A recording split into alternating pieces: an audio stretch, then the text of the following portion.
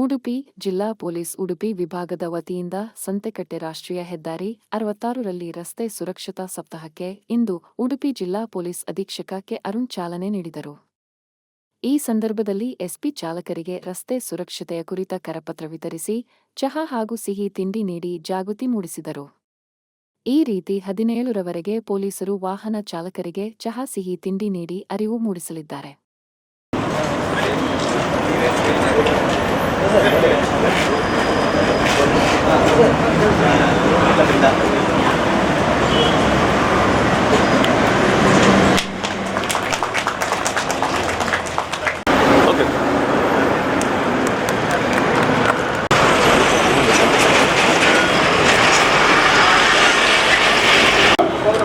ರಸ್ತೆ ಸುರಕ್ಷತಾ ಸಪ್ತಾಹದ ಕಾರ್ಯಕ್ರಮವನ್ನು ನೀವು ಉಡುಪಿ ಜಿಲ್ಲಾ ವತಿಯಿಂದ ಇಂದು ಅಧಿಕೃತವಾಗಿ ಆರಂಭಿಸ್ತಾ ಇದ್ದೇವೆ. ಈ ವಹಿಸಿಕೊಳ್ಬೇಕಂತ ಅವರಲ್ಲಿ ಕೋರಿಕೊಳ್ತೇನೆ.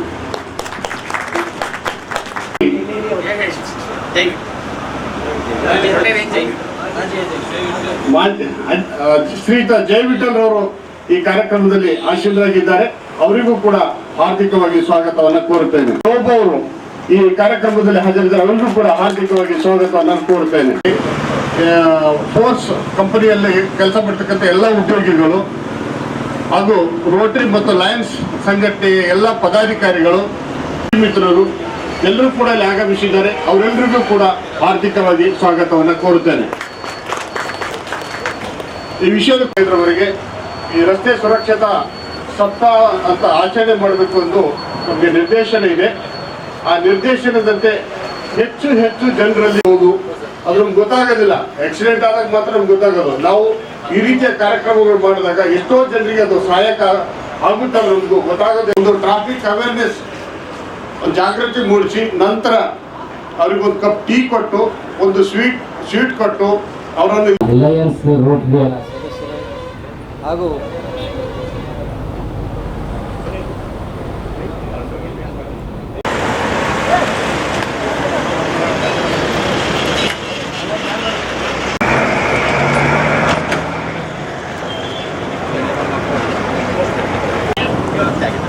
ಸೈಡ್ ಬನ್ನಿ ಸರ್, ಸರ್ ನೀವು ಸೈಡ್ ಬನ್ನಿ.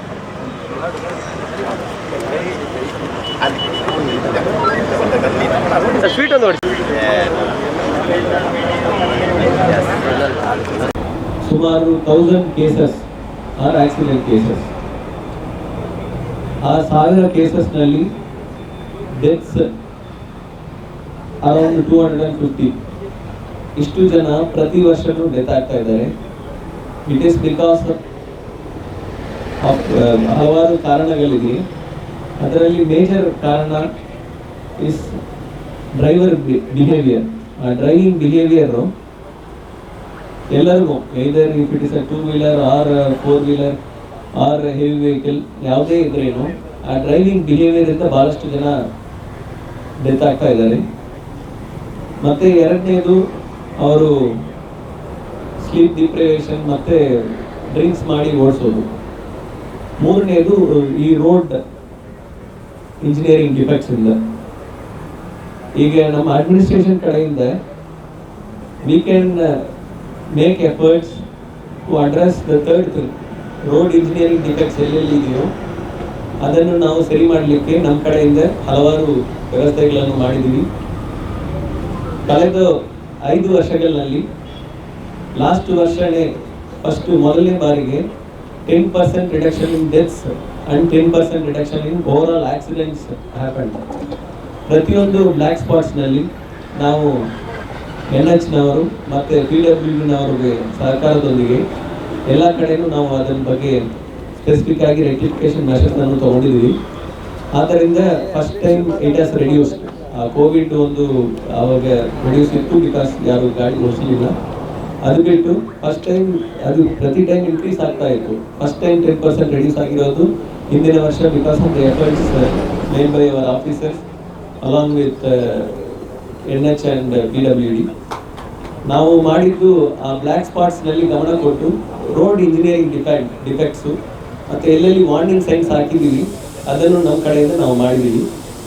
ಆದರೆ ಮೋಸ್ಟ್ ಆಫ್ ದ ಆಕ್ಸಿಡೆಂಟ್ಸ್ ಆಗೋದಕ್ಕೆ ಕಾರಣ ಏನಿದೆ ಅದು ರೋಡ್ ಆಕ್ಸಿಡೆಂಟ್ ಡಿಫೆಕ್ಟ್ ಅಂತ ಅಲ್ಲ. It is because of driving behaviour.